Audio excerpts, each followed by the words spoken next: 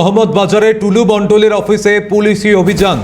শনিবার রাতে অভিযান চালায় মোহাম্মদ বাজার থানার পুলিশ। মোহাম্মদ বাজারের সোৎসলে রয়েছে টুলু মণ্ডলের অফিস, সেখানে মিনার মণ্ডলকে সঙ্গে নিয়ে চলে এই অভিযান।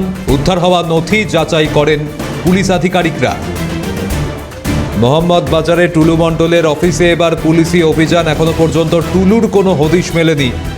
এদিকে একের পর এক জায়গায় অভিযান চালানো হচ্ছে পুলিশের পক্ষ থেকে। একাধিক নথি ইতিমধ্যেই পুলিশের হাতে এসেছে। শনিবার রাতেও অভিযান চলে মোহাম্মদ বাজার থানার পুলিশ। অভিযান চালায় মোহাম্মদ বাজারের সোৎসলে রয়েছে টুলু মণ্ডলের অফিস, সেখানে মিনার মণ্ডলকে সঙ্গে নিয়ে চলে এই অভিযান, এমনটাই জানা যাচ্ছে। অভিরূপা সাহা প্রতিনিধি রয়েছেন আমাদের সঙ্গে। অভিরূপা, এই অভিযান থেকে একাধিক নথি নাকি উদ্ধার হয়ে যাচাই করা হয়েছে বলে জানা যাচ্ছে, কি জানতে পারছো এই অভিযান সম্পর্কে? দেখো, টুলু মণ্ডলের বাড়িতে মোহাম্মদ বাজারের তার যে বাড়ি রয়েছে সেখানে পঞ্চায়েত থেকে শুরু করে রাজ্য পুলিশের আধিকারিক তারা প্রত্যেকে আজকে সকালে পৌঁছেছিলেন এবং সেখানে পৌঁছে তারা একাধিক গুরুত্বপূর্ণ তথ্য উদ্ধার করেছেন এবং টুলু মণ্ডলের সম্পত্তি সংক্রান্ত হদিশ মিলেছে। শহর কলকাতাতেও টুলু মণ্ডলের একাধিক সম্পত্তির হদিশ মিলেছে।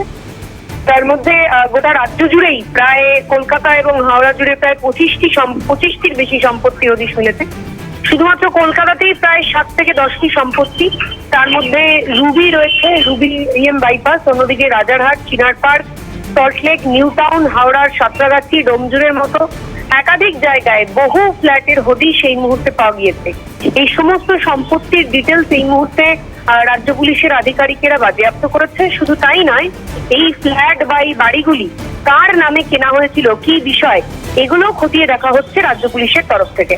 অন্যদিকে টুলু মণ্ডলের খোঁজে তল্লাশি অভিযান চলছে। তদন্তকারী আধিকারিকরা মনে করছেন টুলু বিদেশে গা ঢাকা দিয়ে থাকতে পারে। সৌমজিৎ,